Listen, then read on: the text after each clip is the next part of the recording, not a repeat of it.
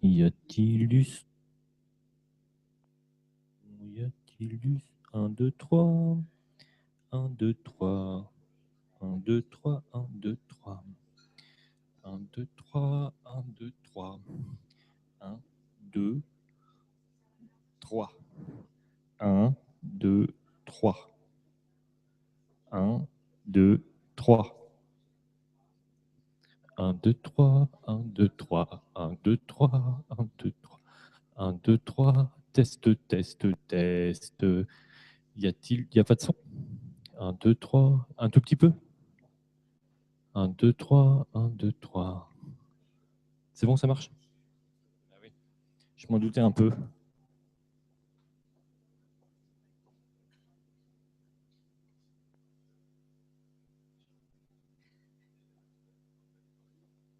Ça marche, c'est testé. 1, 2, Et tu as du son à la diffusion. Oh, c'est formidable. Et c'est comme dans les trucs de prod, tu sais, les trucs professionnels, réalisation à la télé et tout ça, non? Tu peux l'arrêter peut-être, la diffusion peut-être. Ouais, non, tu peux laisser. Ouais. Ah oui, j'ai fait l'idée.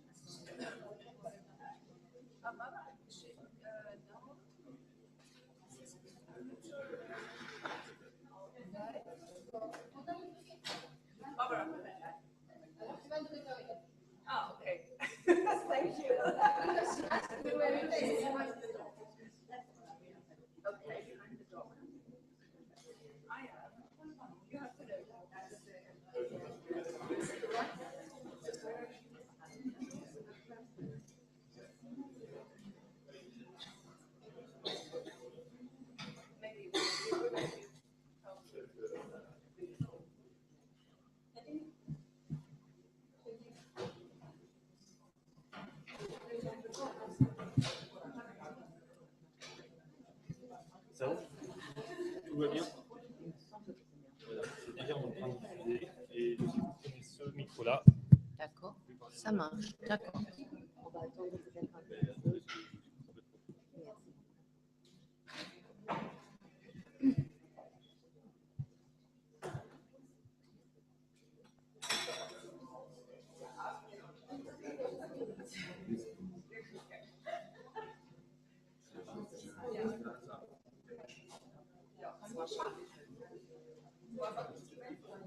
Merci.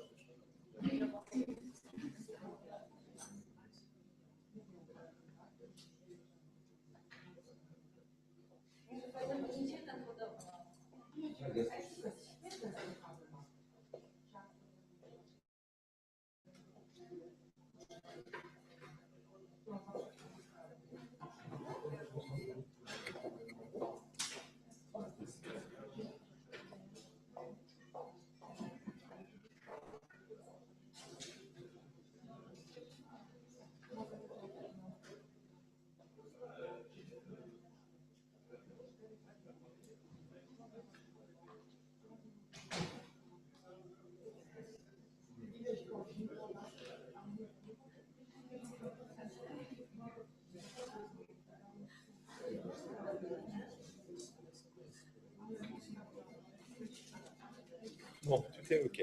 Il y a la diffusion, c'est bon. Ça va.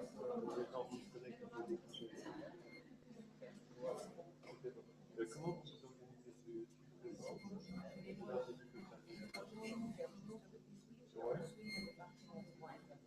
D'accord.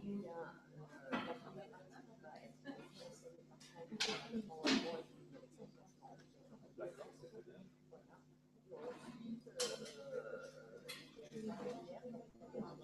D'accord. OK. Ils sont tous. Oui. D'accord.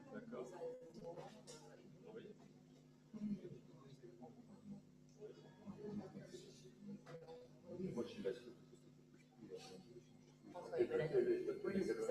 Alors, oui, bonsoir.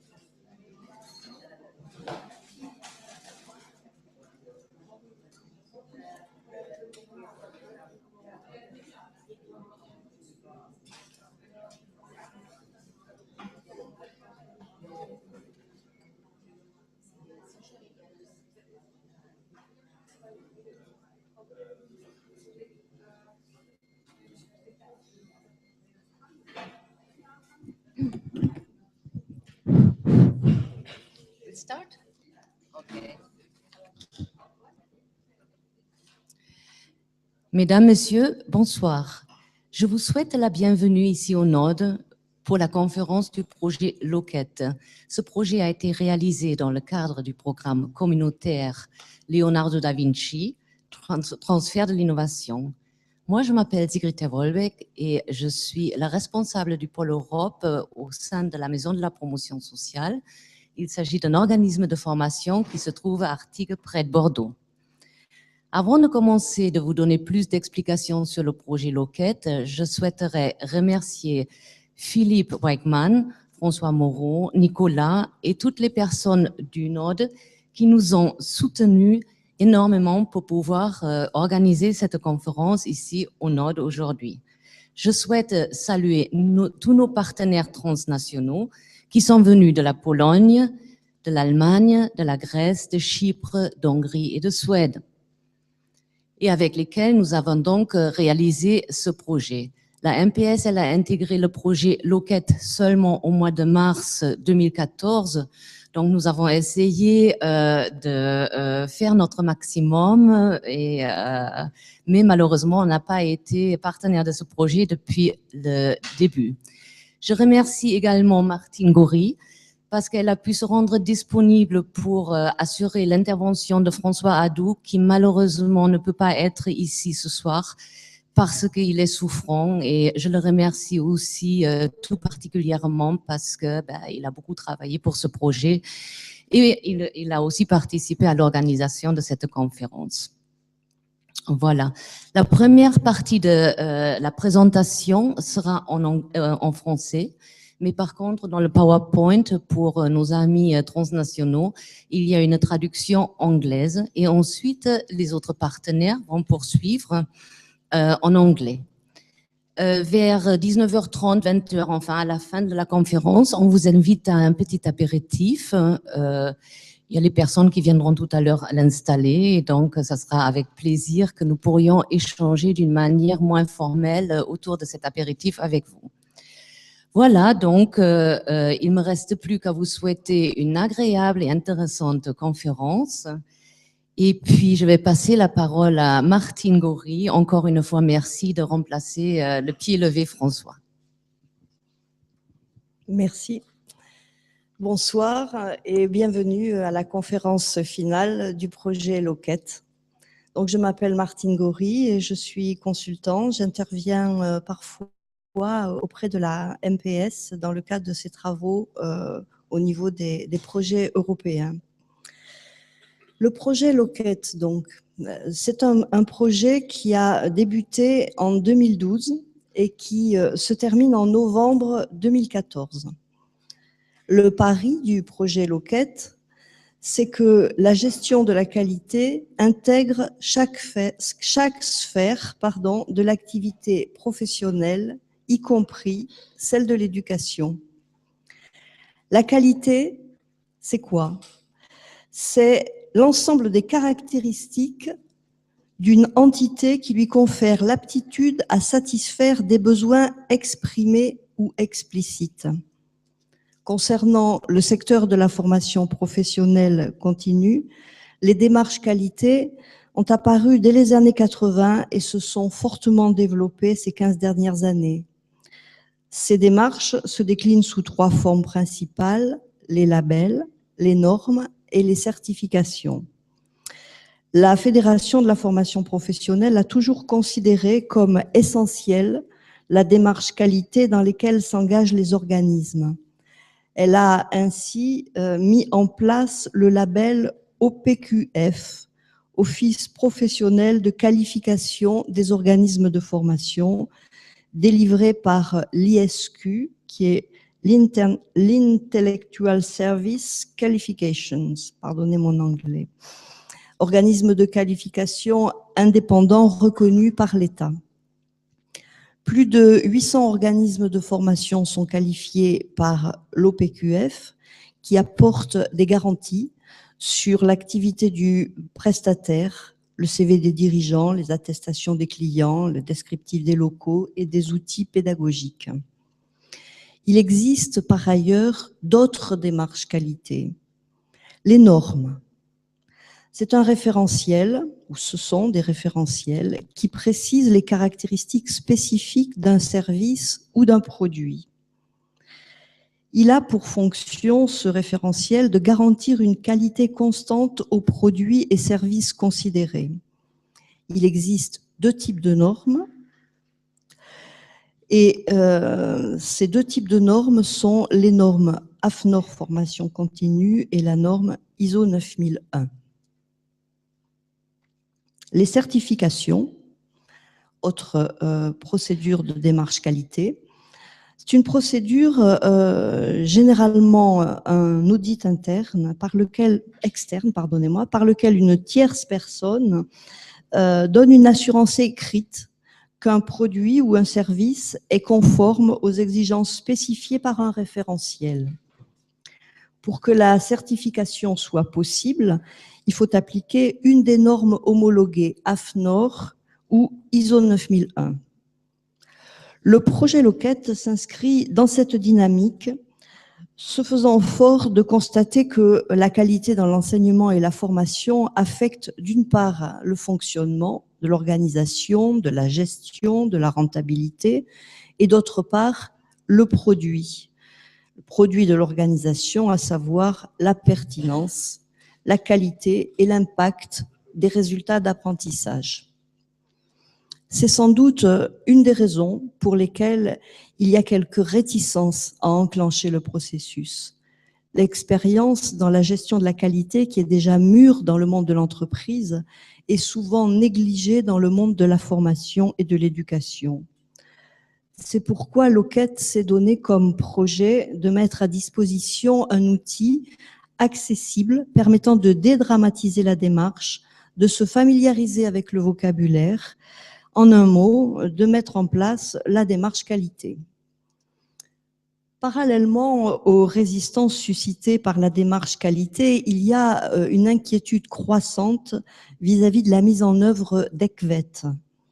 LOQUET s'est donc fixé pour objectif de capitaliser les résultats innovants afin de les transférer dans les secteurs de la formation professionnelle, de développer les compétences des gestionnaires de la qualité des institutions de formation professionnelle, de mettre en œuvre, évaluer et revoir les systèmes de gestion de la qualité efficaces dans les institutions, de contribuer à l'évolution des QUAVET en proposant des cours et du matériel de formation conformes aux exigences de la recommandation EQUARF, de contribuer à l'évolution d'EQVET par l'élaboration d'unités d'apprentissage exprimées en termes de résultats d'apprentissage transférables. EQUAVET est une communauté de pratiques rassemblant les États membres, des partenaires sociaux et la Commission européenne pour promouvoir la collaboration européenne dans le développement et l'amélioration de la qualité de la formation, en utilisant le cadre de référence d'assurance qualité européen. Le cadre de référence d'assurance qualité européen pour l'éducation et la formation professionnelle. C'est quoi? La recommandation établit un nouvel outil de référence pour aider les États membres et les pays participants à développer, à améliorer, orienter, évaluer la qualité de leurs propres services d'éducation et de formation professionnelle. Le cadre européen d'assurance qualité, je me suis perdue. Le cadre européen d'assurance qualité de référence donne donc un nouvel élan à la transparence, à la mobilité, en offrant un outil commun pour développer des pratiques de gestion et de qualité. EQVET, c'est quoi? C'est un système européen de crédit pour l'enseignement et la formation professionnelle à l'initiative de l'Union européenne et permettant l'accumulation et le transfert des crédits obtenus par la reconnaissance des résultats d'apprentissage dans l'enseignement et la formation professionnelle à travers toute l'Europe. EQVET a été développé pour favoriser la reconnaissance des acquis dans l'enseignement et la formation professionnelle formelle, informelle et non formelle. Bien que le système EQVET soit soutenu par la législation européenne, la participation est volontaire et les protocoles nationaux sont bien évidemment respectés. L'objectif d'EQVET est de faciliter la mobilité de la main-d'œuvre dans la formation professionnelle à travers toute l'Europe. Il a été testé dans des projets pilotes dans l'Union européenne avec l'intention d'étendre son application progressivement à un plus large éventail de qualifications de formation professionnelle, qu'ils soient nouveaux ou existants, dans le cadre de l'éducation et la formation Initiative 2020. EQVET facilite la mobilité des étudiants de l'éducation et de la formation professionnelle en permettant l'accumulation de crédits de différents fournisseurs de formation dans les différents pays. Les crédits sont validés par chaque établissement ayant délivré et reconnu par l'organisme de délivrance un diplôme final. Les résultats suivants ont été développés par les partenaires du projet LOQUET. Tout d'abord, une analyse des pratiques actuelles et des exigences institutionnelles relatives à l'assurance qualité dans la formation professionnelle. Ensuite, un profil de compétences du responsable de la qualité d'un établissement de formation professionnelle. Également, une formation en unité d'acquis d'apprentissage. Un programme de formation en fonction des résultats de l'analyse des pratiques et des profils de compétences. Du matériel de formation, un manuel, un CD, des études de cas. D'ailleurs, vous pourrez trouver le manuel en français et en anglais sur les tables, également le CD. Un rapport sur la mise en œuvre de l'EQVET et enfin un site web avec accès en ligne à tous les résultats du projet et les documents d'information. Ce projet LOQUET contribue à la construction du profil du gestionnaire de la qualité dans les établissements de formation professionnelle au niveau européen. Il apportera, en tout cas c'est ce que nous avons espéré en travaillant dans le projet LOQUET, une contribution au système d'assurance qualité en Europe. Pour remplir sa mission d'intégration, de socialisation, de promotion des personnes, notre société de l'information doit s'appuyer sur une politique de formation centrée sur l'individu apprenant. L'appareil de formation devient donc médiateur, facilitateur, accompagnateur dans l'acquisition et l'appropriation et l'utilisation des savoirs. Ce changement de paradigme nous invite donc à repenser les systèmes d'information et de formation comme des composants du processus global de production et de maintenance des compétences individuelles et collectives, c'est-à-dire à nous, professionnels de l'information et de la formation, de s'engager dans cette démarche de qualité au service du client apprenant. Alors la qualité, qu'est-ce que c'est ? La qualité, il y a des définitions qui sont données par la norme ISO et puis par AFNOR. C'est d'une part l'ensemble des caractéristiques d'une entité qui lui confèrent l'aptitude à satisfaire les besoins exprimés et explicites. C'est aussi l'aptitude d'un produit ou d'un service à satisfaire les besoins de ses utilisateurs. Qui est concerné par la démarche qualité ? La démarche qualité peut s'appliquer à toutes les organisations, à toute activité réalisée par un groupe de personnes en vue de mettre un bien, un produit ou service, un matériel ou immatériel, à la disposition d'un client, usager, consommateur. Dans ce sens, elle s'applique donc bien au-delà du contexte de l'industrie duquel la démarche est issue, ou des services incluant l'administration et le service public. Dans toute entreprise ou organisme, l'implantation de la démarche se fait de manière descendante, à partir de la direction qui relie la qualité à la ligne stratégique générale, anime, donne des moyens, valorise et donne l'exemple. L'encadrement, puis l'ensemble du personnel sont associés progressivement, plus ou moins vite, souvent les enjeux. Les avancées sont de nature d'abord descendante dans la structure et, conditions de réussite complète, également montante. En fait, l'animation est transversale. Comment ça évolue ? Tout d'abord par le contrôle qualité. C'est le premier pas vers la qualité.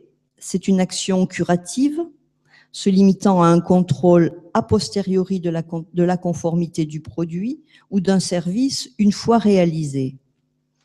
Or, vous le savez bien, ce contrôle n'est pas forcément fait par des personnes qualifiées pour le faire et ne garantissant pas la satisfaction du client. L'étage au-dessus, c'est l'assurance qualité. C'est un grand pas vers la qualité totale à partir du moment où le produit ou le service est conçu et effectué dans un souci et un objectif de qualité. Dès l'étude, dès la prise en charge et durant toute la réalisation et l'intervention, et voire même dans le cadre du service après-vente. La qualité reste axée sur le produit et non sur la satisfaction du client. Et enfin, l'étage, le dernier, c'est celui de la qualité totale. Elle est, elle, orientée totalement vers la satisfaction du client dans tous les sens. La qualité totale ne comporte pas de points négatifs en principe. La qualité totale est une méthode cherchant à améliorer de façon continue la qualité des produits et des services en visant à éliminer tout défaut dans le cadre du processus zéro défaut, zéro dysfonctionnement. C'est donc l'ensemble de l'organisme qui est concerné par un processus de qualité totale et même, au-delà, les fournisseurs et les distributeurs. Ceci, bien évidemment, ne peut pas être mis en œuvre sans une démarche globale qui intègre la qualité du processus de fabrication, la qualité des prestations des fournisseurs, celle de l'ensemble des services rendus aux clients et liés aux produits, tels que la livraison, les supports d'utilisation. Elle vise concrètement à améliorer continuellement, et non par à-coup, la qualité, les prestations, les délais, alors qu'auparavant, on avait tendance à se polariser sur tel ou tel aspect au détriment des autres.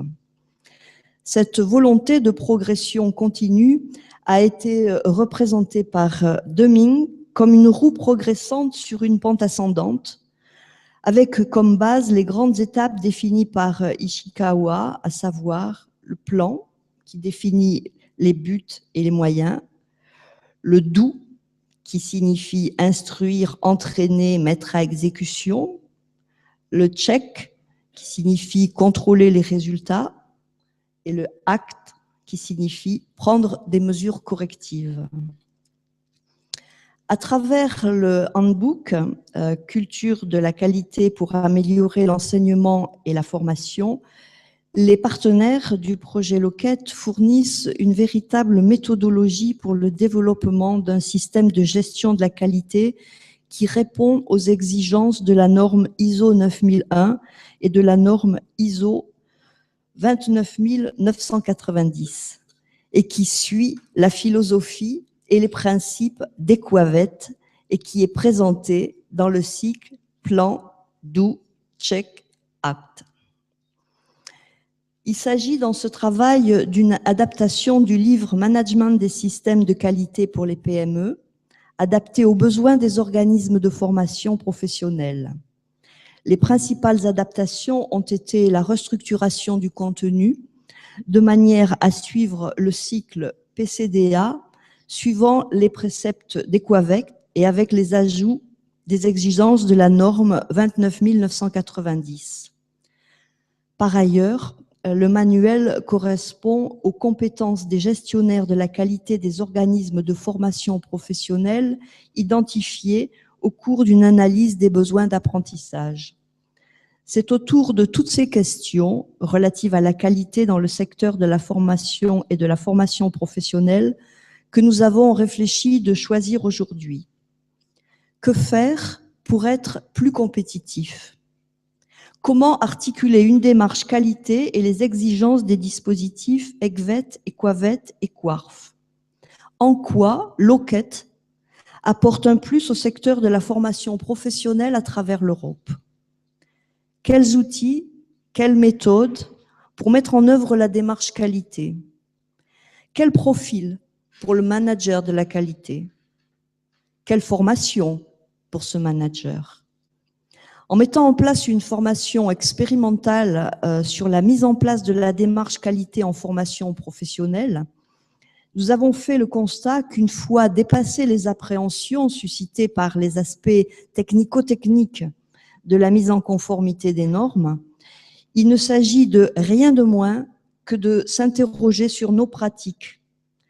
La démarche qualité permet simplement de mettre dans l'ordre et structurer des pratiques qui, auparavant, résultaient du bon sens de chacun. Ni plus ni moins, n'est-ce pas faire un inventaire des pratiques, une description de ce qui existe, et le faire en lien avec des objectifs visant à l'amélioration de la qualité de l'offre de formation et de la satisfaction des clients. Cela ne suppose-t-il pas de mettre en place un plan d'action? Une mobilisation générale de l'ensemble de l'organisme de formation autour de ce projet n'est-elle pas nécessaire? Est-ce que cela n'inclut pas la notion de contrôle et de vérification? Le souci d'amélioration continue? Le plus gros du travail reste sans doute à se poser les questions essentielles au référentiel qualité. Quels principes de la qualité de la formation? Quels effets visés pour les apprenants et les entreprises? Quelles pratiques de référence? Quelles conditions pour y répondre? Quels indicateurs d'évaluation? Autant du sujet qui, nous l'espérons, ne manqueront pas de susciter votre intérêt et vos questions. Pour l'heure, je vais céder la parole à Madame Eva Litopavska, qui va vous parler des points clés de ce projet. Je vous remercie de votre attention. Si vous avez des questions, je suis à votre disposition.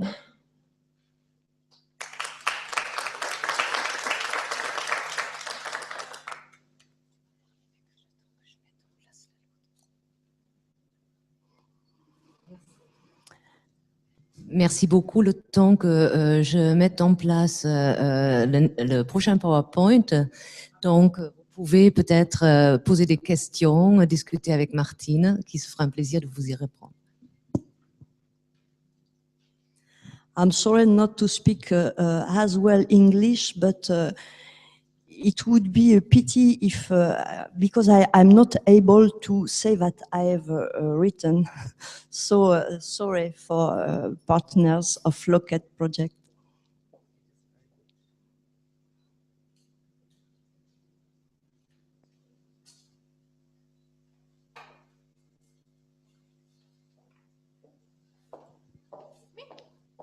Sorry.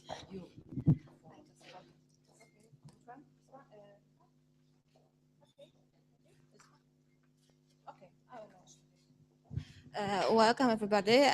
My name is Eva Litopavska and I want to welcome all of you. I work for the University of Technology and Economics in Warsaw, and I'm also the project coordinator, the coordinator of LOQUET project. I want to thank all of my project partners for being with us during the whole project time, for working with us and for helping me to coordinate the project. And I also want to thank our French hosts for inviting us to Bordeaux, that we really like the city, and for organizing the conference. Ladies and gentlemen, what is it all about? When I think about the LOQUET project, and when people ask me, Eva, what is this project all about? I just tell them that my motto for the project is, let's make the VET institutions think about the quality. I'm not saying that they don't think about quality. I'm just saying that they very often don't know that they work in the quality assurance field. They think of quality, they talk about quality, they even do something in quality assurance, but they are not they are not aware that they are doing that. That's why I was really happy to when I was proposed that to become the project coordinator of such a project, a project with big importance for the whole sector, with of the project with huge perspectives. Especially in Poland, where we still are at the beginning of our way to implement quality assurance in VET institutions and in the VET sector.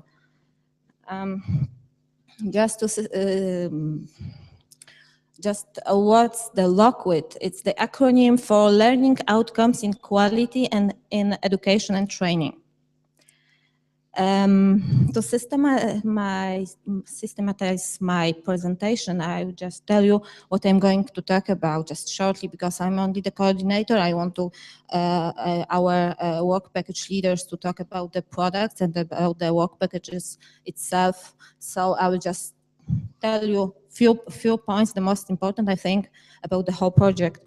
First of all, I want once again tell you why we decided to make the project, and then I will show you literally the Leonardo da Vinci program objectives and priorities that we wanted to cover, that our project corresponds. Then I will tell you how the consortium was built and who is the target group of our project. Then the main goals, but the main goals have already been covered by my French colleague, so I think I will skip it out. And then 2 points, work packages and products, the most important parts. I will only show you what work packages did we cover, and finally the most important, the products. What products did we produce, and what are the results of our work? It took us 2 years to finalize. It's only 1 month left till the end of the project. So, ladies and gentlemen, why the project? Working in the educational field, we saw an increasing importance of quality-related issues, not only, let's say, in regular business, but also in the educational sector. In this case, it means a way to ensure an adequate level of teaching, resulting in position of learners on labor markets. The quality in education and training affects, on one hand, the operation of the organization, business processes, management, supplies, human resources, cost efficiency, etc. And on the other hand, the product of the organization, that finally means the relevance, quality, and impact of learning outcomes. There has been a lot of work done in the field on quality assurance in business sector, but there is still too little a transfer of it into the education. When we first thought about the transfer of quality issues to the VET sector, we thought about ISO 9000 series, especially ISO 9001 and maybe ISO 9004 norms as the most appropriate, but then we also decided to work on ISO 29000 as the most appropriate for educational sector. Based on that norms and also the Deming cycle, we worked on our project.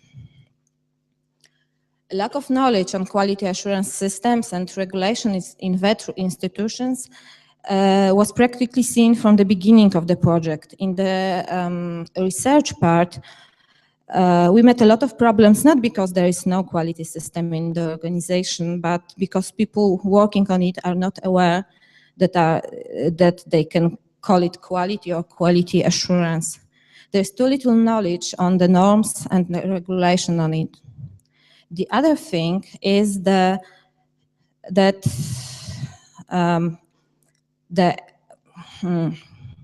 other thing that made us to just touch this topic is that there are EQUAVET recommendations that are still not fully applied in our countries. So we plan to take good practices from other sectors, that meant the small and medium enterprises, and transfer it into the VET sector. Of course, taking into account the particular characteristics and needs of VET, the national regulatory and institutional framework for VET. As this is a transfer of innovation project, we wanted to transfer the good practices from Greece into the other European countries.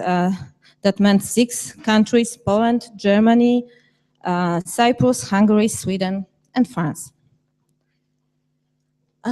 Which Leonardo da Vinci program objectives and priorities do we cover? First of all, it's to support improvements in quality and innovation in vocational education and training systems, institutions and practices. to facilitate the development of innovative practices in the field of vocational education and training, other than at tertiary level, and their transfer, including from one participating country to the others, to improve the transparency and recognition of qualifications and competencies, including those acquired through non-formal and informal learning, and finally, the priority improving quality assurance systems in VET. So how was the consortium created? We took 7 organizations from 7 countries. It was Poland, it was Greece, Cyprus, Sweden, Hungary, Germany, and France. Who is the project addressed to? In the application form, we wrote it's addressed to VET providers, leaders of VET providers, consulting companies, universities, and academicians. But in fact, we concentrated on quality managers in VET, on people that want to be a quality manager, and last but not least, the people who are not aware that they are in fact quality managers. Who are they? Those are people that in their institutions are responsible for planning, for controlling the learning process, assuming that all requirements are properly met. They can call themselves planning officers, specialists, directors, or even presidents of the organization, but in fact they are all people responsible for the quality. We call them quality managers, just in the project, but not only in the project. And also for teachers and trainers. What are the goals? I will, as I said, it has already been said, so I'm not going to say it again. The work packages. We had 4 main work packages, just the most important parts. This was the analysis phase with desk research and field research. We did the research in all the partner countries. I hope my colleagues will tell something about that. Then the work package with development of competence profile, the profile of quality manager, then design of a training course and training material, and finally piloting, pilot testing and ECVET implementation. After doing the piloting, we had to get back to redesign the training course and training material, just because we had a lot of feedback how to improve the course and the materials, and that's why we did the piloting. And the products. In work package 2, we have analysis reports, state of affairs regarding quality assurance in VET in the project consortium countries. As an access, you have the analysis from 7 countries. Then we have competence profile, also with the annexes from all the countries. Then you have the training handbooks that you have maybe already taken. It's the handbook with case studies from our countries, and it's concentrating on VET institutions. And on the CDs, you have the training curriculum with training handbook, and also the assessment tools. And finally, we did a report on ECVET implementation. Of course, we did the pilot courses, and report on pilot courses is one of our products. But those are all things that will be covered by my colleagues. Ladies and gentlemen, this is the website of our project, loquet.eu. I invite you to visit it. There you will find all our products with final versions, also in all languages. If you don't want to read it in French or in English, you can use the other languages.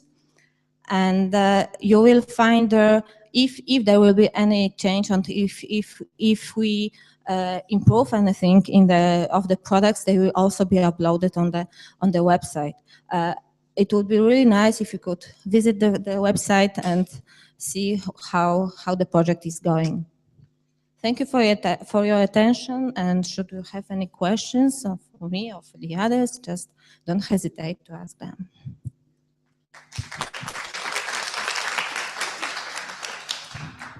Thank you so much, Eva, for this nice overview of the project LOQUET. And now I'm very happy to welcome Dr. Melpo. I don't know how to pronounce. I would say Iacovidou? Very French. Very French. And how do you pronounce it? Exactly as you said it. Yes? Ah, wonderful, wonderful. I may have a French origin or something. Ah, great. And so she will talk to us about quality tools and practices from industry to vet.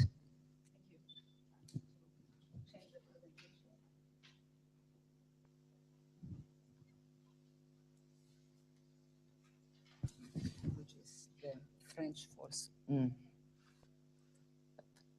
Okay, thank you. And it goes to, all right, thank you. I need this. Ah, it's yours now. Okay. Good evening, everybody. It's a pleasure to be here, and it's a beautiful city and all of these people here. Well, you know my name by now, Melpo.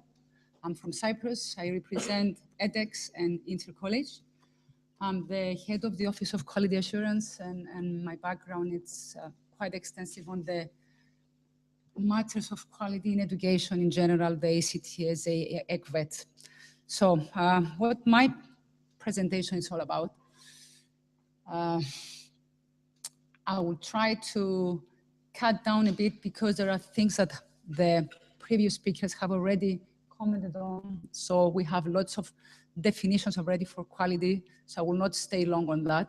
I will mention the concept of why quality is significant for vet providers. And I will mention a bit briefly, the framework, which has been the recommendation of the European Parliament and Council, and how is that important for vet providers. And the emphasis of my presentation will be more practical and away from the actual content of the project itself. I will deal with quality management systems, tools, and practices that have been applied successfully in the industry over the years, but they have also been transferred recently to education and training. And I will speak from experience because the tools that you see there, like ISO 9001, the EFQM, the European Foundation, Quality Management, Investors in People, and so forth, we have implemented all of those at our organization. Over the last 3-4 years, we have been implementing those again and again. We have been applying for the FQM. We've tried with the first level, we succeeded, we went to the second one, and today we're undergoing the final examination for the recognized for excellence, and hopefully we will do well on that. So I want to share our experiences with those models and how those have been really useful for education and training. Now, firstly, we need to as providers of education and training, we need to ask ourselves, we all know that quality is very important for a business, profit-making business. How is quality important for an education and training provider? There are lots of studies in the literature that have shown that if you do have quality in your education and training, if you do have a quality in the education that you provide, that means you have quality in the learning outcomes that are achieved. That means the knowledge and the skills and the competencies of the trainees, the learners. That gives them a competitive advantage. That makes them feel satisfied. It makes them more employable. And this is a circle that brings back to you more demand, more trainees, more students. So it's good for the organization, it's good for the provider, and it's good for the stakeholders. And stakeholders, it's not just the trainees, it's not just the graduates, it's society in general, the employers as well. Okay, keeping that in mind and understanding that quality is so significant, we need to find ways to manage it. Now, historically, all of the approaches that have been used for the management of quality have been what we call the external quality approaches. We have been relying on accreditations, on audits, on external assessments by national bodies or professional bodies. Now, all of those have one thing in common. They lead to the control of quality, not to improvements. So that's why we have witnessed a shift nowadays, and we've seen institutions, we see universities, we see vet providers to shift to other models of quality that have been traditionally used in the industry. And the reason is simple. Those approaches, they emphasize, they have a stakeholder focus, which means that we need, as vet providers, we need to identify the needs of the stakeholders and satisfy those needs. And also, they lead to quality improvements. So it's not something that you do once and that's it. You have to continue, assess, and you continue identify areas for improvements. Now, to manage quality, you need to define it. Now, as we have already heard from the previous speaker, there are lots of definitions. Quality, it's an abstract concept. There is no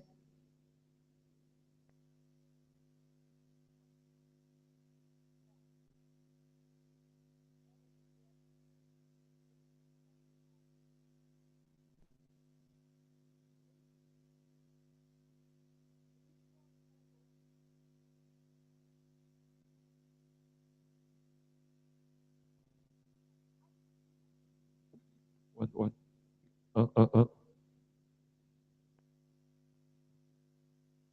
Okay, shall I? Right? Hello? Yeah? There are lots of definitions given over the years. We had the quality gurus like Crosby and Deming and Duran, all of this. Each one of them gives different definitions. So how quality is defined could be different from one organization to the other. But what is important probably is the last definition that you see down there, which is a definition given by ISO 9001, that it's the degree to which a set of inherent characteristics. Inherent means that they have to be built into your product. When you design it, you have to design it to have those characteristics. And the product or service that you provide must fulfill the requirements of the stakeholders. And stakeholders doesn't mean customer. It means various, such as ones that I have mentioned before. Could be the society, it could be the employees, it could be the employers, and of course the provider. Sorry. I think this makes more noise than...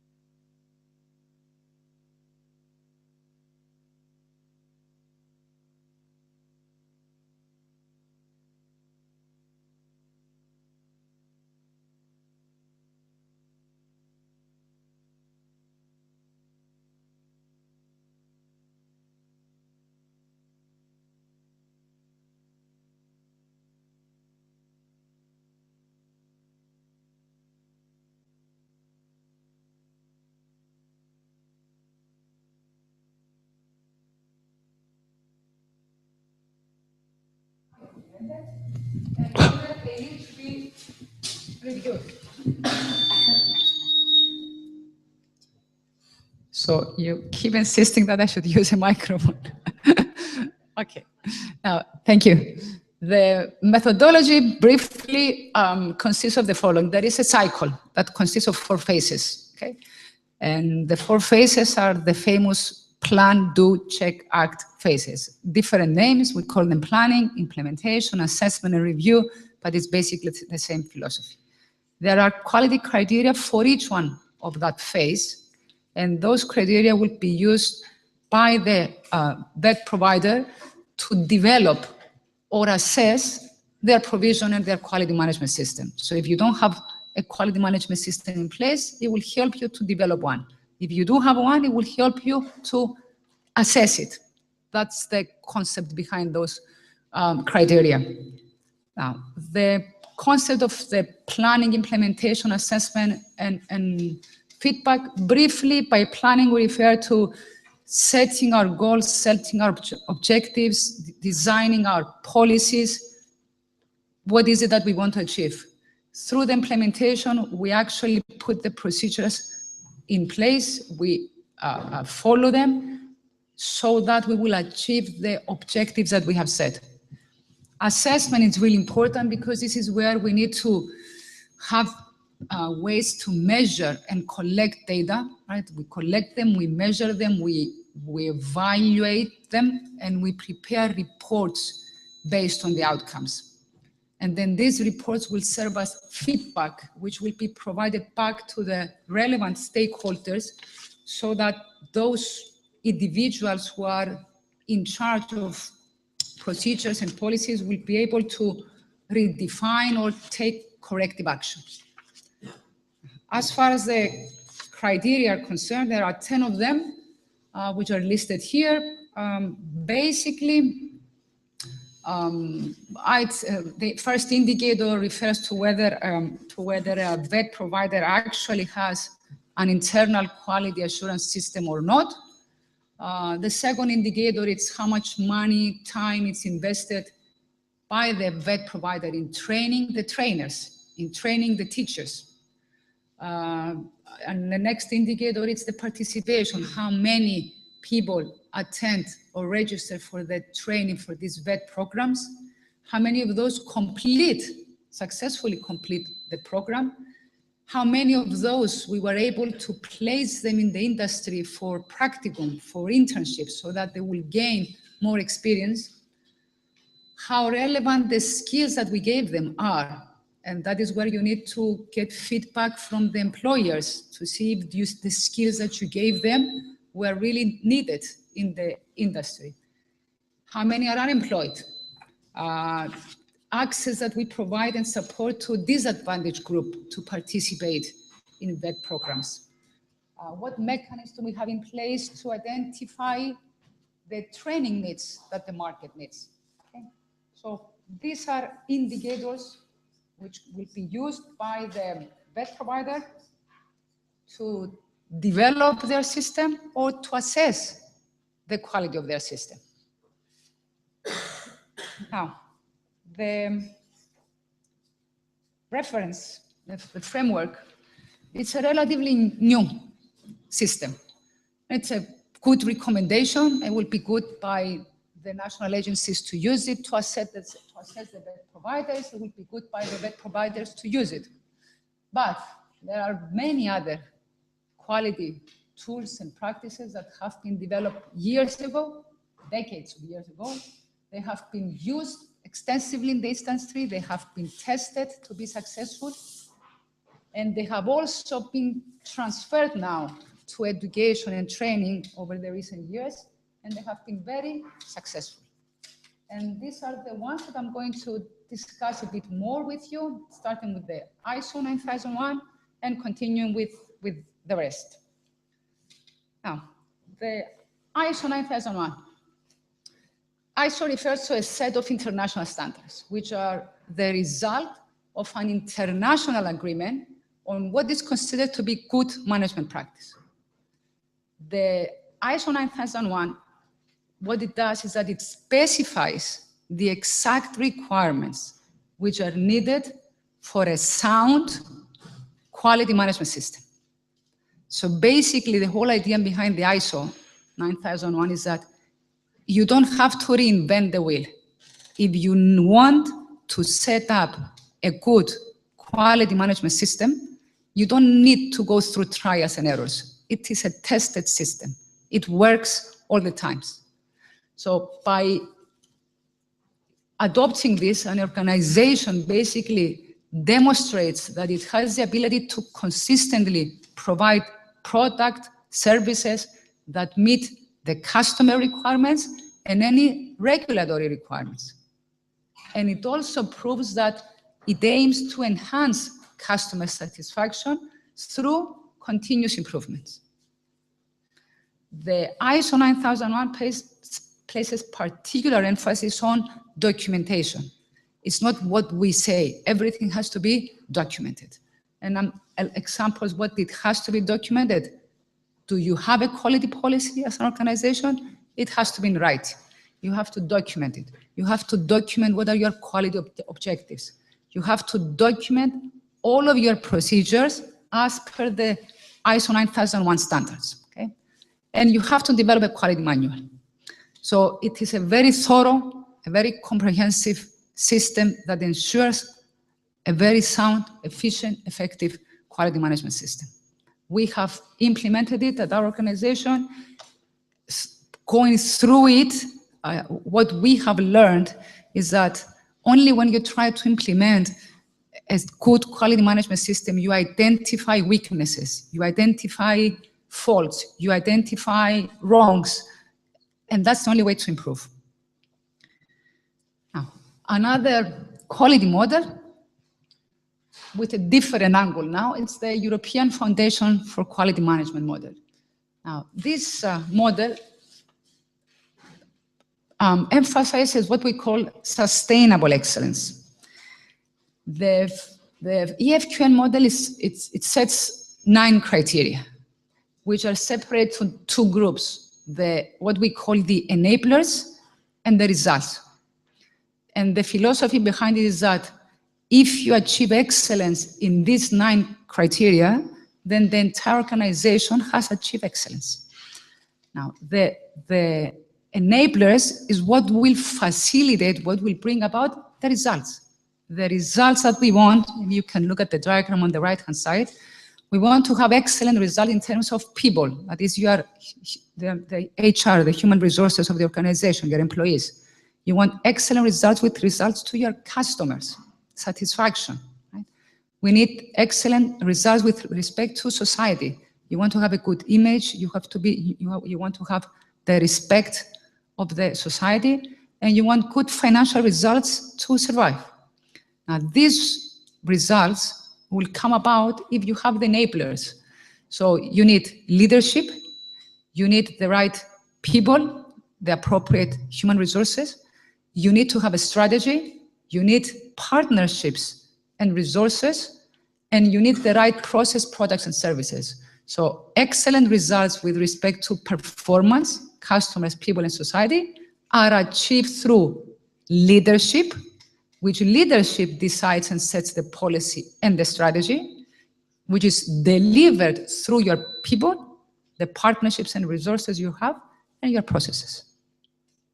So that's another good model which can be used in addition, in parallel to ISO, to bring about further improvements in the quality of your provision. Another model for leading to quality, it's the investors in people. Now, the investors in people concentrates in good people management. What we mean is good management of your HR. The investors in people aims in managing the human resources of an organization in a way which will improve the quality of provision.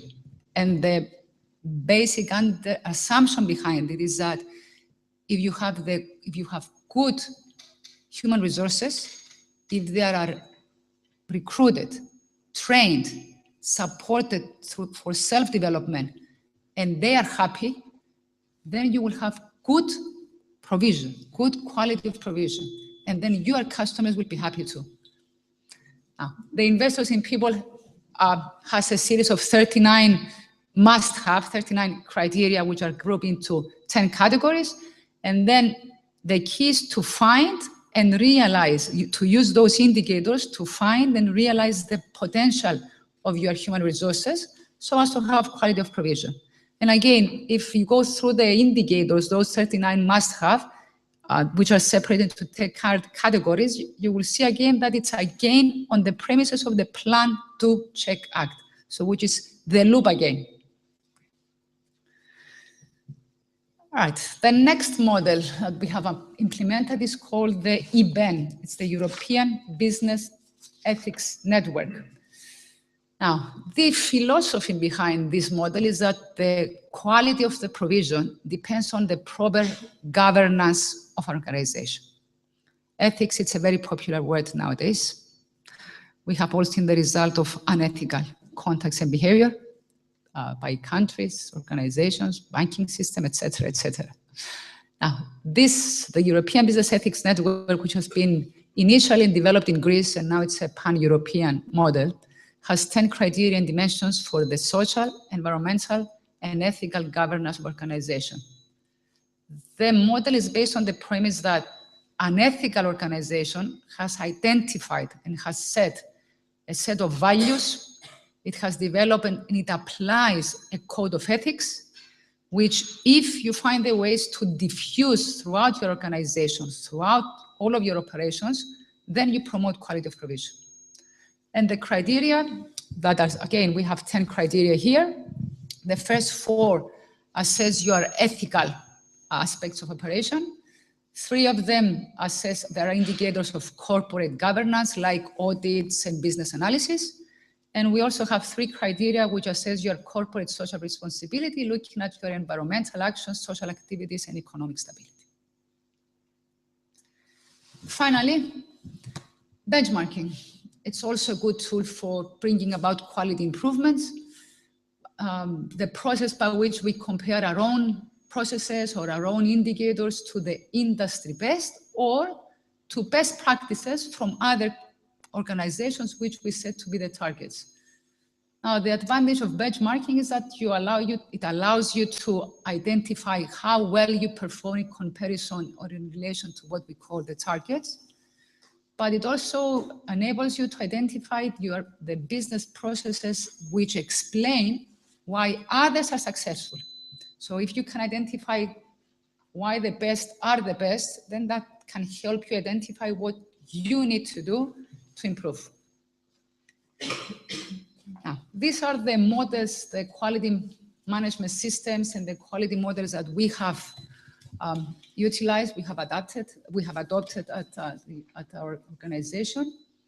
Our experience over the last 5 years is that there is no way to improve, to bring about quality of provision if you don't plan for it, and if you don't use tested systems.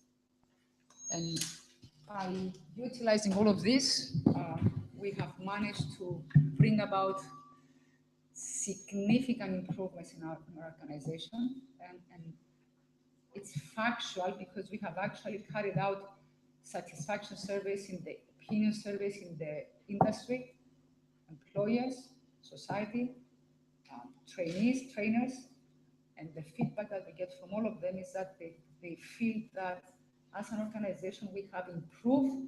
They consider us to be ethical in our conduct. They consider us to be the best provider in the region, and that's the result not of spontaneous efforts, but coordinated activities. So yes, they are important models, and of all of this, I need to emphasize the value of the ISO 9001, and I think that's why its value and significance. It was the main reason why it was selected as part of the LOQUET project for the implementation and for the development of the manual as can be adapted and used by bed providers. Thank you. Now, whether this is the end or the beginning of another project, it remains to be seen. Thank you very much.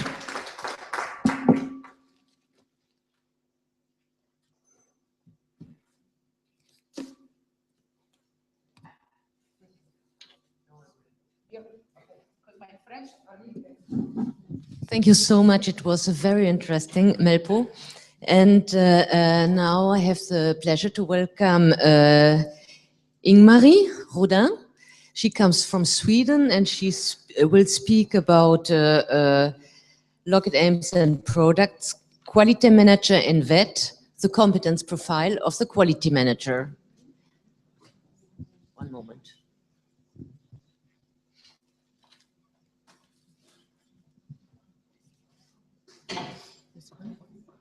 No. Number 3.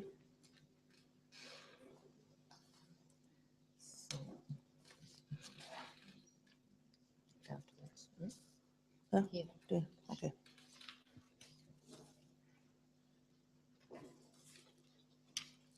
Okay, good evening, everyone. I'm sorry I cannot speak some French to you. I only can English and Swedish. I want to talk to you about quality management in the quality manager competence profile. As you have seen before, the quality management system can be very complex, and you have a lot of musts and a lot of criteria. And you also need to have good competencies to be a quality manager to handle this quality management system. So what the partnership did in the project LOQUET, we developed a report that reflects the views taken on the development of a competence profile for VET. All the partners did research and asked their experts what competences management should have. And out of this, we developed a report of all the material. And as you have heard in the previous and others PowerPoint presentations, the quality profile takes into account the general characteristics of manager and the following 4 phases. We have heard of them before. You have to the plan, do, implement, check, and act. And these phases are also the basic structure for the competence profiles in quality management in VET. So first we have the plan. You need to plan, and to plan you need to have knowledge, skills, and competences. And some of the knowledge you need to have to plan is to have some knowledge about the quality management systems. You need to compare actual and target values. You have to knowledge to design measurement, so you can measure things. Skills, you need to have the skills to planning and organize. You need to have leadership, ICT skills, communication skills, etc. Competences to plan is strategic thinking, ability to think, vision and creativity, ability to set targets. So you need to have a lot of knowledge, skills, and competencies to plan. But you also need to have knowledge, skills, and competencies to do, implement the things that you have planned. The knowledge to implement things is process control. You need to have VET system and responsibilities. Some skills you need to have is problem solving, teamwork, ICT, project management, and communication. Some of the competencies for implementing or do is you need to have the competence to motivate, convince people, ability to cooperate with everyone in a professional level, for example, ability to inspire other people, other staffs. And then we have the checklist to evaluate and study. In this, you need to have knowledge about quantitative and qualitative evaluation, instrument and methods for do it, and basic statistics. And you also need to have some presentation techniques. And skilled for check, assessment, conflict resolutions, training, communication again, and teamwork, because you are not alone to doing the quality management. Competences for the check is critical thinking and patience. This is some of the competences you need. And to act or identify needs for change, you need a knowledge about product management. You need some skills to do positive basic attitude, solution orientation. You need to have some tolerance and some critical attitudes, and communication again, and teamwork. Communication and teamwork is always coming back. You also need competencies when you act. You need to have some visions and creativity, ability to set priorities, and strategic thinking again.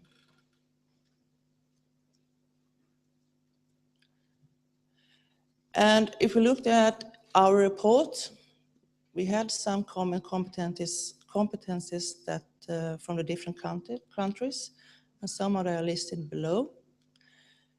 Because in the report, the countries didn't have the same skills and competencies, but we took out the ones that was the same from the countries.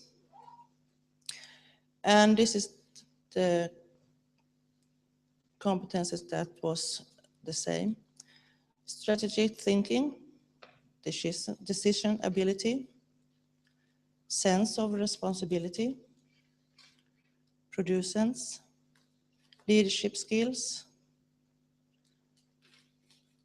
result orientation, correct assessments ability, self-evaluation ability, organization skills, and understanding of context. So to be a project manager, you need to have a lot of skills and competencies, we think. But also it's important if you're going to take care of a quality management system. And for more information, please read the whole report, because in the report you can see the differences from the different countries. And the report are on the website, so please visit the website and read the report. And it's also more interesting reading in the report and this. And Eva didn't say that, but also visit the website, but also please visit our Facebook site. We also have a Facebook site for LOQUET. And there is also some news coming up about the work we are doing, and also some pictures and other stuff. So please visit the website and the Facebook to know more about the product and more about the products and download them, because every product are on the website. Thank you very much.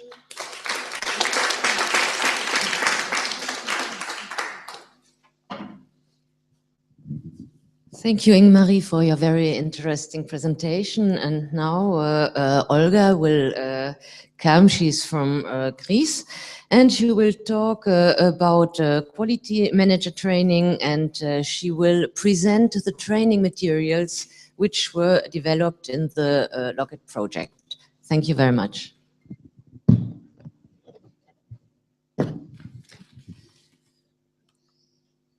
Hello, everyone. It's my turn to give you a brief general overview of the training course and the materials that were the main products of the LOQUET project. As we already mentioned, the LOQUET project is a transfer of innovation of a project called the Quality Management System for Small and Medium Enterprises that was initiated in 2002. And our task now was to redesign this course and to align it with the competence profile of quality manager, specifically in the vet sector. So we wanted to follow the principles of the EQF and the ECVET, and we developed the material in a modular form so that each module would correspond to a particular unit of learning outcomes. Our objective of the training course is to provide the participants of the course or the readers of the handbook the necessary knowledge, skills, and competencies so that they will be able to design and implement a quality management system in a better company.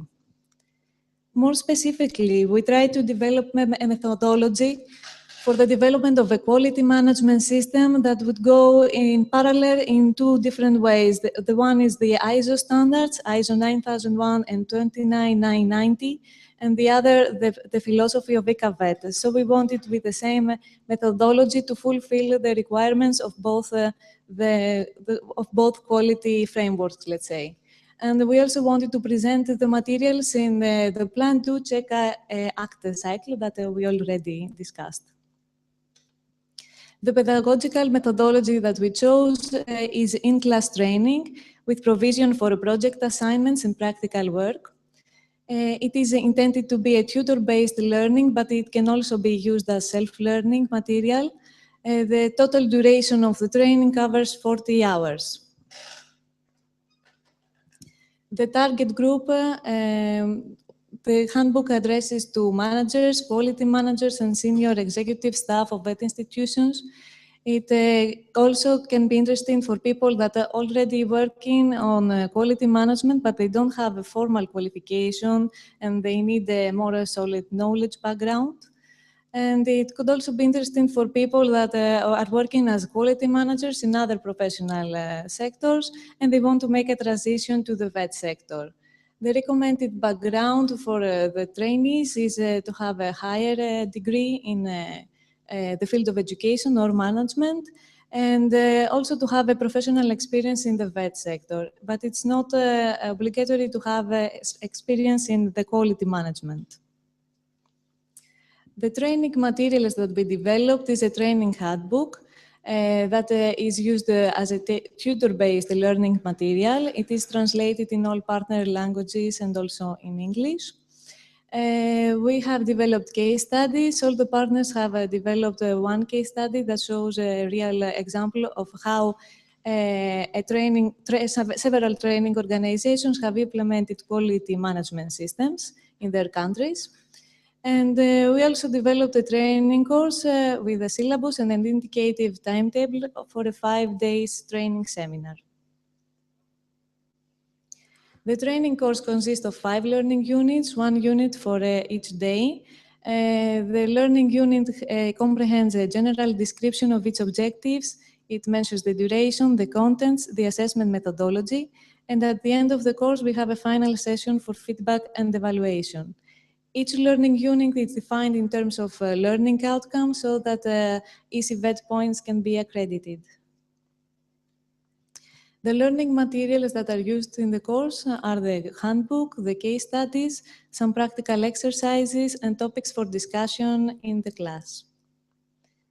The learning outcomes are built on the quality control cycle, and this is the same cycle on which we build the structure of the handbook, as you can see here. We have a first chapter 1 as an introduction with the basic principles and contents of quality management, some characteristics and contents of the ISO standards, and the description of the ECAVET framework, the FQM, and the total quality management. And then we start with the cycle. The first chapter is how to plan a quality management system. That means how to make a first self-assessment, to draft an implementation plan, what is the management responsibility and how the management can show commitment to quality.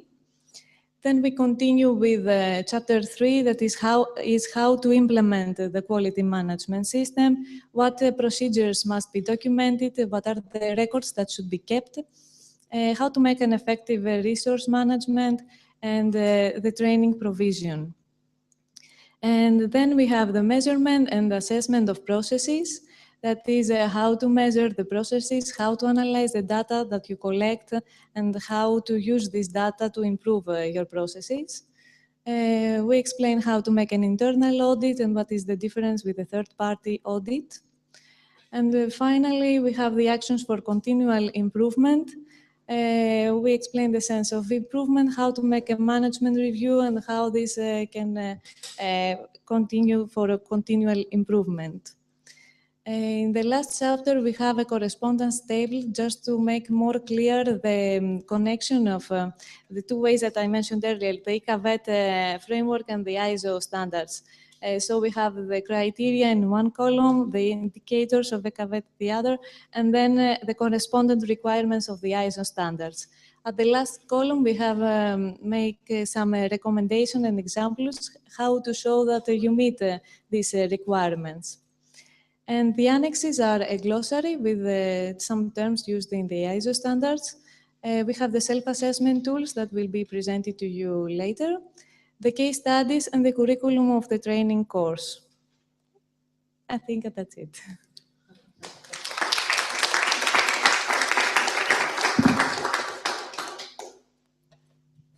Thank you very much, Olga, for your interesting presentation. And now, Martina Bachmeier will talk to you and present you the recommendations which were based on the pilot testing, because of course our results we created were also tested.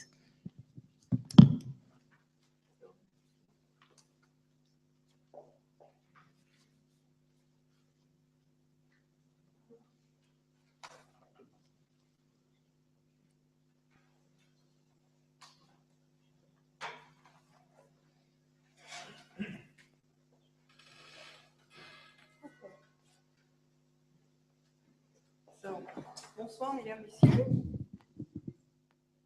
Pour ceux qui parlent français, ouais. Mais quand même, je vais parler en anglais. Good evening, everybody. And I will have the presentation in English, of course.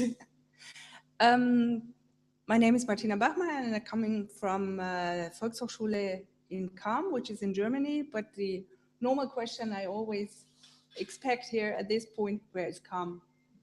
I just tell you, it is. Where is Cham? Yes. It's a quite small city, and it is in Bavaria, but it is about 20 kilometers from the Czech border. So just to give you an impression, so it's between Munich and Prague, or to have it more concrete, it's between Regensburg, Ratisbon, and Pilsen, you might know from the beer. So we are getting more practical with the speech here, because we are going into the details now. What did we do for piloting? So we had a piloting of the courses, which took place from June to August this year in 5 countries: Poland, Sweden, Cyprus, Germany, and France. As you have learned before, we have the 5 units in the handbook, and we included all the different units of the project handbook in these courses. And we tested each unit by at least 2 partner countries, so that we also have an impression on whether it works not only in 1 country, but at least in 2. We found out that the handbook presents a good overview of the ISO standards and also of EFQM, but additionally, it is adapted in particular to the education sector and to VET. And also, it is a good guideline for following the circle of continual improvement in a VET institution, in case a quality system has already been implemented in this institution. The handbook is written in simple language that allows readers, and here especially those who are not very experienced in the field, are able to understand the topic. And the handbook is suitable to serve as a basic tool for the LOQUET course, which is what was meant to, and its curriculum in the face-to-face course. However, for more advanced learners who have first experience in working with quality management system in a VET organization, it can also serve for self-learning. So now we hear about learning. Now we have to go further. What is this learning and how to check what was done and what was learned? As you have heard many times before, we have followed the ECWET guidelines, and we have developed an ECWET profile and corresponding assessment tools for the handbook and for the course. So now we have to go into the details of ECWET. I think some of the speakers already went through, but perhaps we can make it a bit more practical. So what is this ECWET? It is called the European Credit System for Vocational Education and Training, ECWET, and it aims to give people greater control over their individual learning experiences. Second point, it should make it more attractive to move between different countries, which is a problem often if people have certain qualifications. And for the further future, it shall make it more attractive to move between different learning environments, which means formal learning, non-formal and informal learning. It should not depend upon where you have learned something, but the point is, are you capable to do something? And this is the so-called learning outcomes. Are you able to do it? Then it does not depend from where you learned it. So ECWET aims to facilitate the validation, recognition, and accumulation of work-related skills, competence, and knowledge in order to make professional profiles and standards more comparable throughout Europe for the future. That's a further overview to the futures. And also to avoid additional trainings for individuals by validation of knowledge, skills, and competences which had been acquired not only in a formal, but possibly also in a non-formal and informal context. This is the vision of ECWET, apart from what has been said before, giving the credits, but changing the country and not having to undergo further training if you have the learning outcomes, if you can show that you have the learning outcomes. So this is what I just said. It's learning outcomes oriented. And what are the learning outcomes? These are statements of what a learner knows, understands, and is able to do on completion of a learning process. These learning outcomes are defined in terms of knowledge, skills, and competences. We learned that before. And there you can also see the relationship to the European qualifications framework, where you also have the columns of knowledge, skills, and competence. A short definition, what is knowledge? If we have a description of learning outcomes in the knowledge part, what is this knowledge?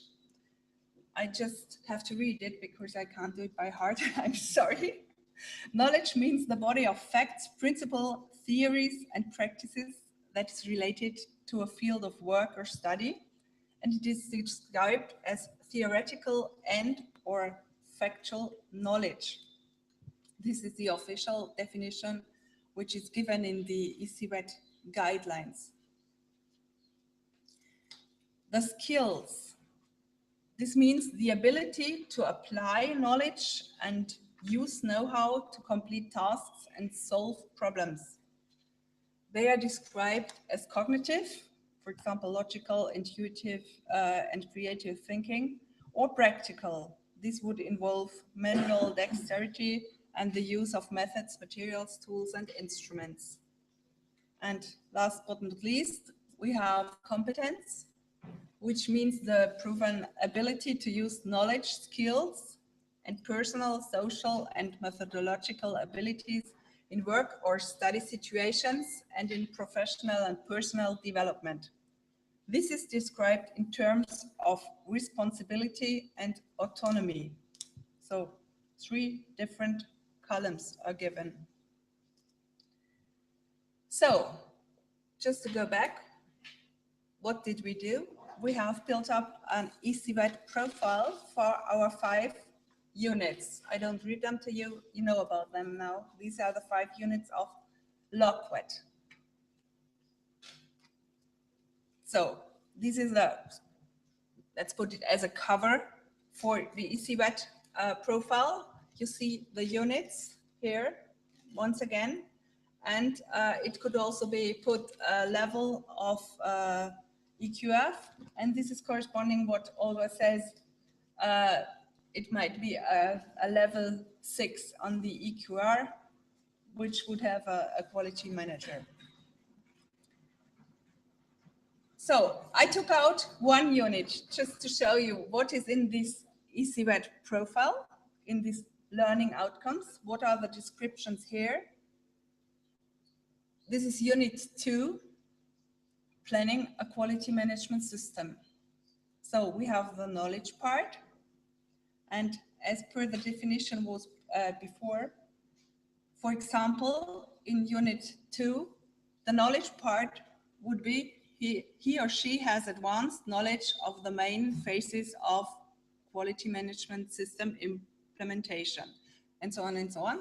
This is related to knowledge. On the other hand, we have skills. Here we have different skills described in learning outcomes in the profile, but the one which is in the red circle is, for example, he or she is able to collect and select information about quality management system and benchmarking. This is a skill. And for the competences, we have, in this case, this is just an example, he or she manages to take decision on implementation of a quality management system. So you have the difference between knowledge, skills, and competencies. So this is the one hand. The other hand is how to measure whether this learning outcome is there or is not there. So as we have learned before from the competence profile, which was presented by our Swedish colleague Ingmarie, self-assessment ability is necessary for quality managers. So we introduced a self-assessment, self-evaluation system or assessment for the skills and competencies part. And we have a knowledge part where there are correct or wrong answers. So skills and competencies we decided to measure in this self-evaluation. So I just took out the unit 2 once again. It is planning a quality management system. So the question is, I am able to, and then you have different questions. I'm able to collect and select information about the quality management system and benchmarking, just to take the same question as the learning outcome had before. And you can mark either not applicable or 1, 2, 3, 4, 5. 5 is the highest score you could mention. So if you go through these questions and for all the units, you would get some kind of profile. You can make the average, and then you'll come up to a profile which shows, in this case, for example, the person has a high skills and competencies for unit 1 and might improve the skills and competencies, for example, for unit 4. So it's quite simple to use, and we think that together with the knowledge assessment, which will be presented by our colleague Barbara from Hungary, it makes the LOQUET approach for eCVET a very valuable instrument to work with.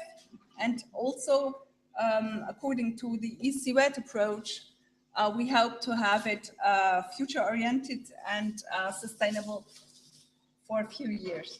So thank you very much.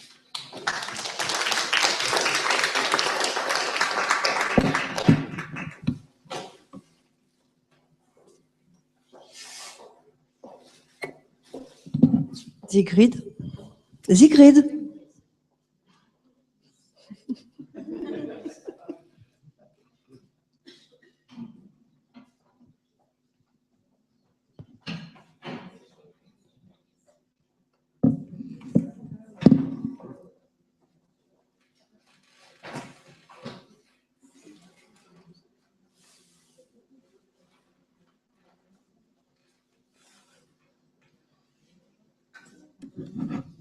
Thank you so much, Martina. Sorry, because I had to do some logistical things.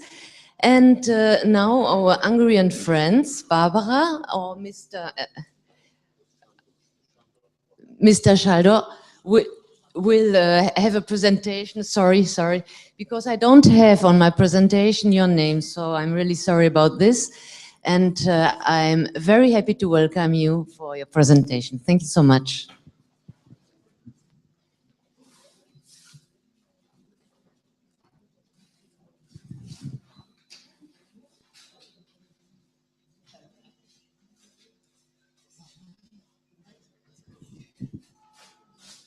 Thank you very much. Good evening for everyone. My name is Sándor Pap. It's correctly it's told as Sándor Pap. I'm a professional teacher, still a teacher, but a part-time teacher. I'm working in a privately based, a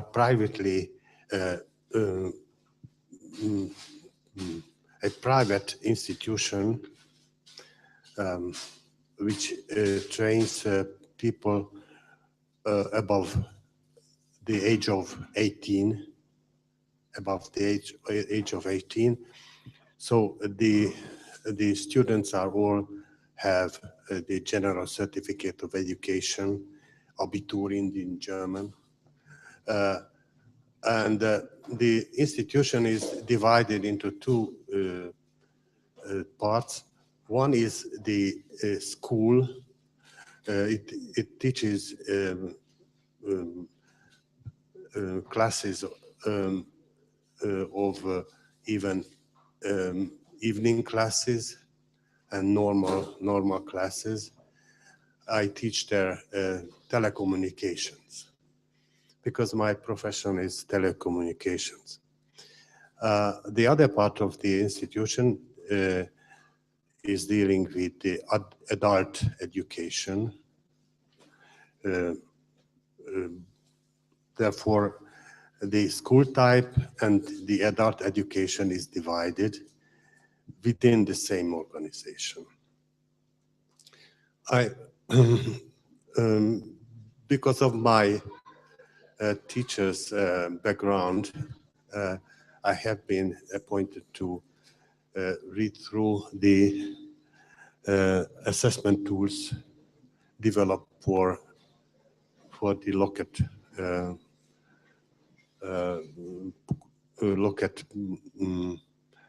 materials, and therefore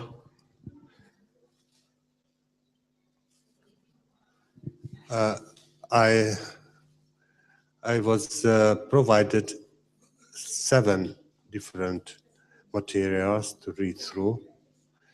The first was the curriculum version 4, the 5 LOQUET questions for the 5 chapters, and a quiz QMS material. And my task was to pinpoint some mistakes in the materials and give some hints on how to improve the materials.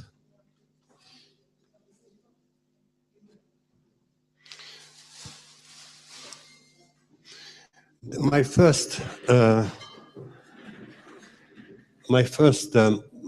remark was that the 5 assessment tools for the 5 chapters of the handbook had different formats. The assessment tool for chapter 3 had a very good form with header and footer, numbering, page numbering, so everything that is needed in practice. Therefore, my first idea was to introduce this form to all the assessment tools equally. The other general remark is that we have to know more about the multiple choices technique itself, because the multiple choice questions are sometimes not very professional. I will pinpoint some examples from the assessment tools. The other thing is that in addition to the header and footer, the common form of header and footer, we have to introduce some special printing characters put to the questions, and with this printing facility, we can easily evaluate the pages, the students' pages. We can tick this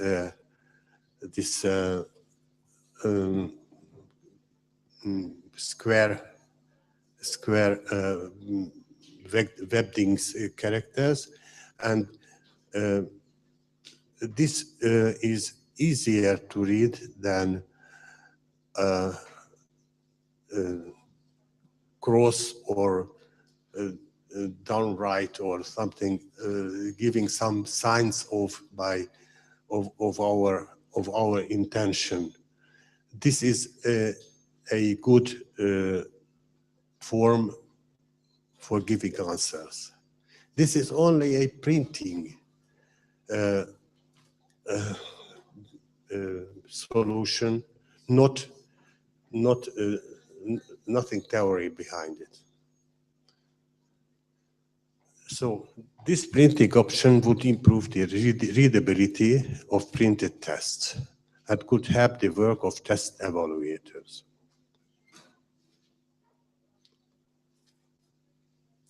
In the multiple choice test questions, there are some mistakes.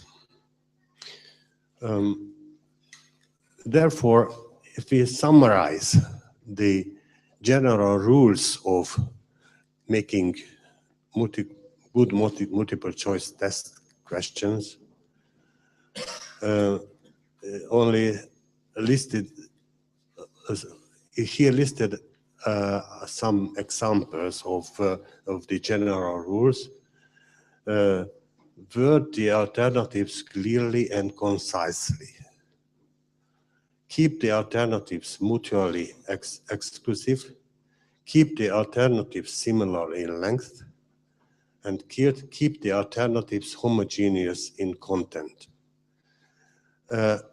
These rules are in a booklet of an American university, and you can download it. I downloaded it in some weeks before. It must be there. You can download it. The name of the document is Better Items PDF.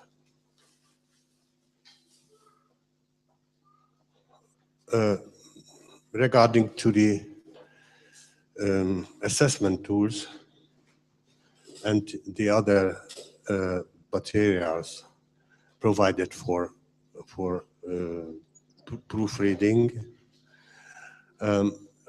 Curriculum version 4, mentioned by Olga before, it's a very good quality material, but it contains a grammatical mistake.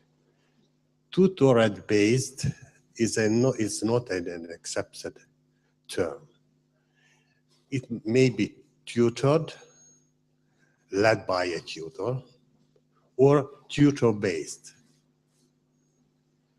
Therefore, I think tutor-based is the best choice here.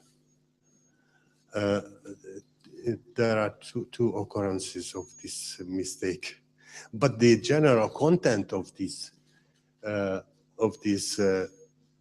curriculum V4 is very good. The next pinpointed mistake,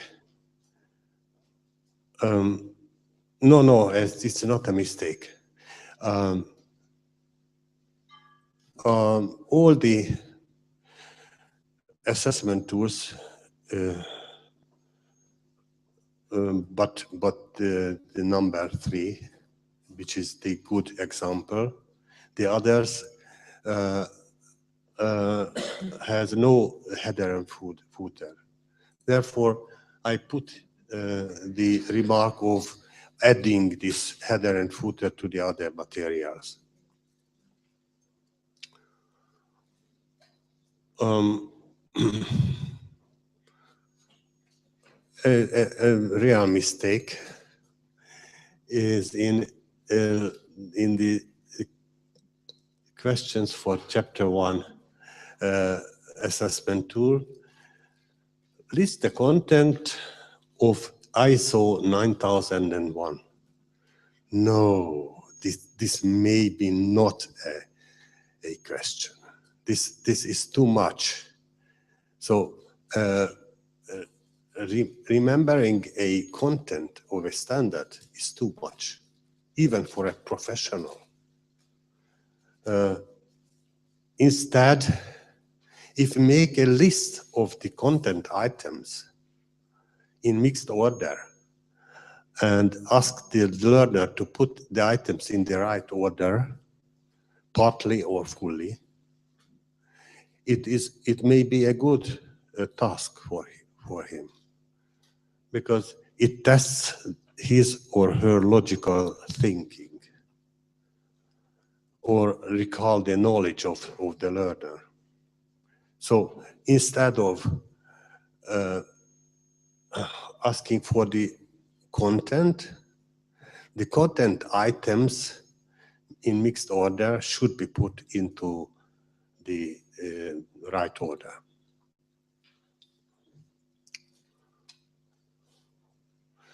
In competence exercises task 3, we find complete the diagram with this word and draw the arrows. I'm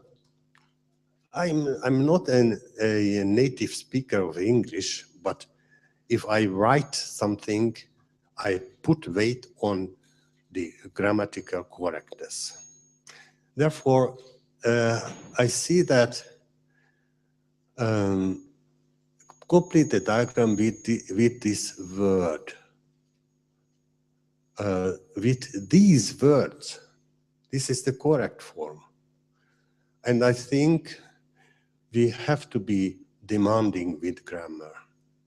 So we have to keep the grammatical rules in English, in our native languages, national languages, and we have to leave the materials behind for the future readers in a correct grammatical form to ease the learner's job to read it more easily.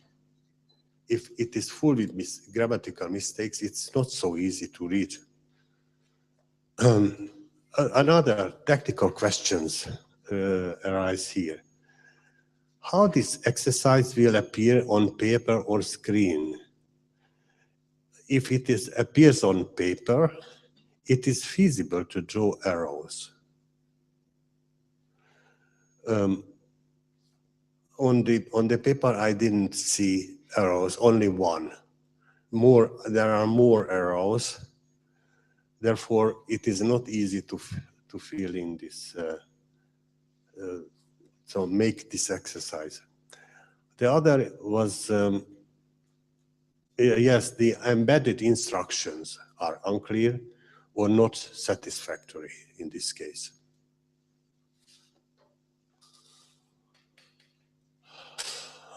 The next assessment tool, chapter 2, for chapter 2, the general remark of missing header and footer applies here. There is a duplication in questions. We will see that this 7-point process map must include this part, this question is completely equal to the question 5 in chapter 3. I think it is in a better place in chapter 3. Therefore, here has to be removed and substituted with another question.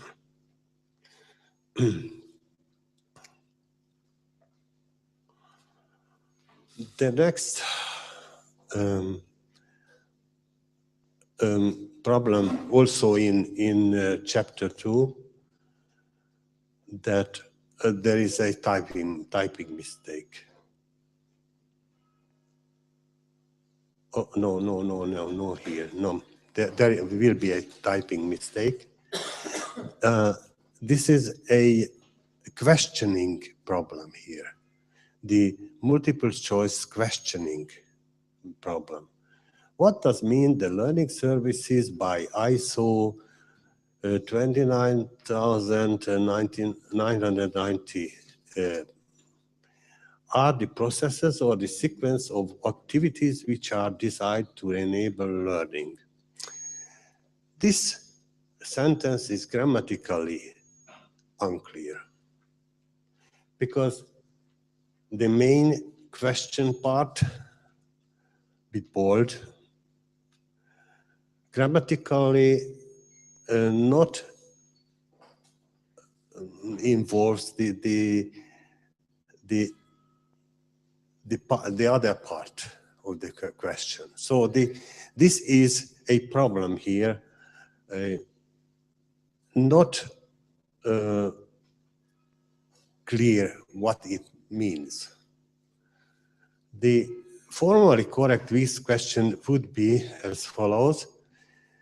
We say that in ISO 29990, the learning services are, and the choices are here. The first choice is the suggested good choice solution. This is formally better, but still not the best.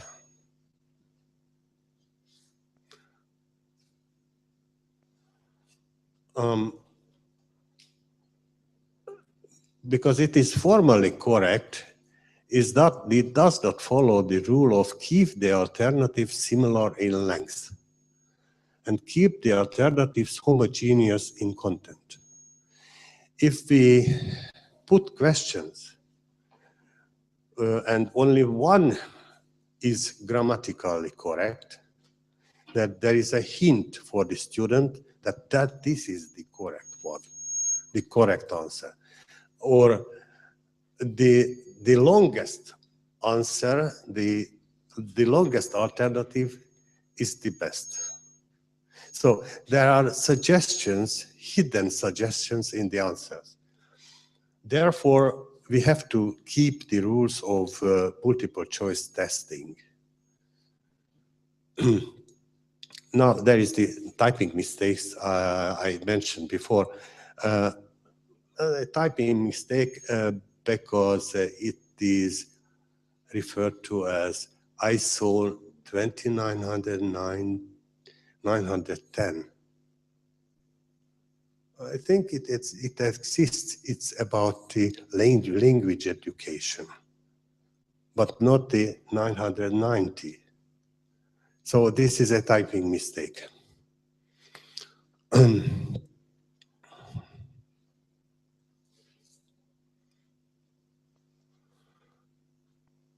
The other problem, which is editing problem, that there is a picture put into the page, and the picture is out of the screen. So if we print out or put to the computer screen, it out of the screen. So it's an editing mistake. We have to be careful, and we have to check the printed form of our assessment tool, because if it is not readable, it's useful, not useful. In chapter 3, which is the best inform, we find the equivalent, the repetition of a former question. This is an unchanged repetition of question 7 in LOQUET chapter 2. I think this is best here than in the previous chapter. Therefore, one of the two should be removed. Leave it here, the other should be removed and substituted.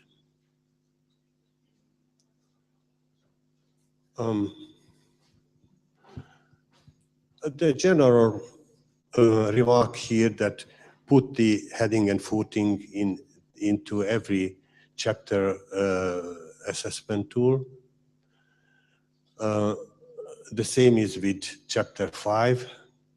So from this onward, we have to refer to the quiz QMS material I have read through. There are 20 quiz questions here in this quiz QMS material.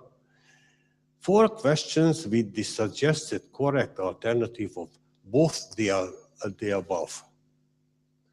If we read through the advised background material of the American University of how to put multiple choice test questions and how not to, we will find that avoid the alternatives of all of the above and none of the above, because it is suggesting, it has a hint for the student. It has a hint. Therefore, we don't measure the real knowledge. Instead, we measure the reflex of the students, and the psychologists say that they will choose this answer because it is suggesting something.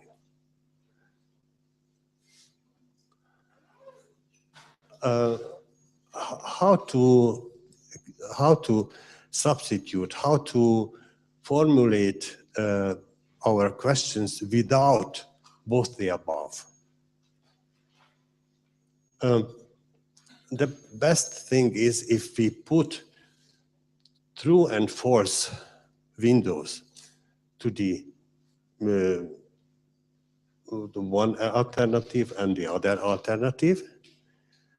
And with this trick, we can test the student, the learner, which in his knowledge, which is the best answer here.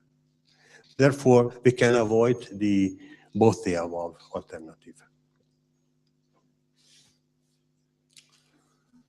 And finally, a summary of my findings in the materials.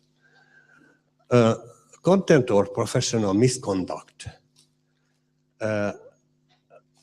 cannot be identified. I think LOQUET is a very good quality project. The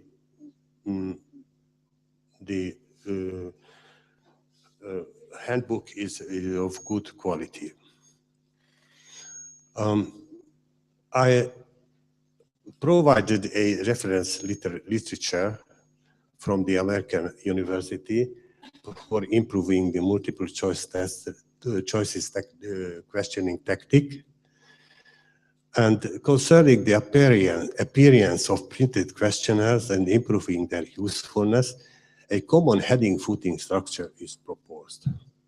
And for facilitating a quicker evaluation of questionnaires, special printed characters should be put next to the questions, because it is easier to process the answers. Think of 50 or 100 pages of answers. It is a hard job without this printing facility. So this is my opinion about the materials provided for me for proofreading. I think the quality of materials is the content of materials is very good, but the techniques should be improved.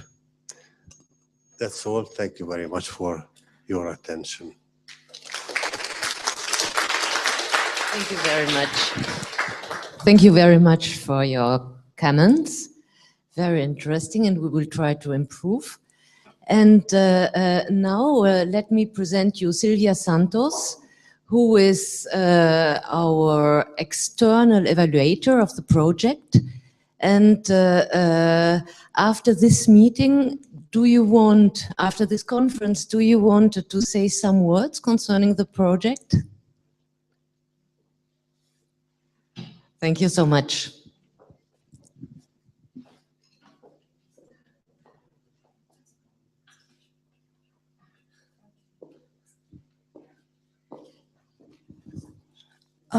Okay, my surname Rosato. Anyway, I think just a few words that were missing about the evaluation system that was actually used in this project. I would say quite articulated and complex. Anyway, it was trying to, I would say, check different point of view of partners, of stakeholders, of trainees, trainers. So at the moment, I think we have enough informations that will will support myself, and I would say to better finalize all the outputs that have been achieved. Of course, this project was quite ambitious, and I believe that the results was pretty achieved. And of course, as it was mentioned, the contents are well developed. There was a lot of work behind, and I think, of course, it's from technical point of view, there might be some small improvement. But anyway, I can recognize that there was a great effort behind, even there were some complications. And I believe that the project is pretty successful, and I really wish that this kind of information will be used in a profitable way and useful way in all the VET institutions. Thank you.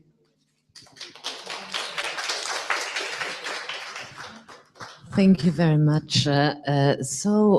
Once again, I would like to thank you all for coming, for having been patient during this conference. I hope you found some interesting ideas. And many thanks to you, Philippe. It was very, very a big help for us. Thank you, and thank everybody.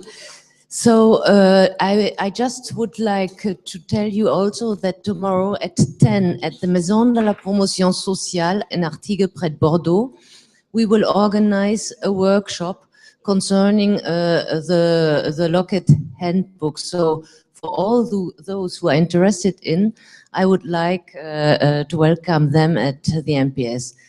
Je vais peut-être répéter en français. Demain matin, nous organisons un atelier LOQUET au sein de la Maison de la Promotion Sociale. Donc, pour toute personne intéressée à participer à cet atelier, nous serons ravis d'accueillir ces personnes-là. Et maintenant, donc, après le travail, le plaisir.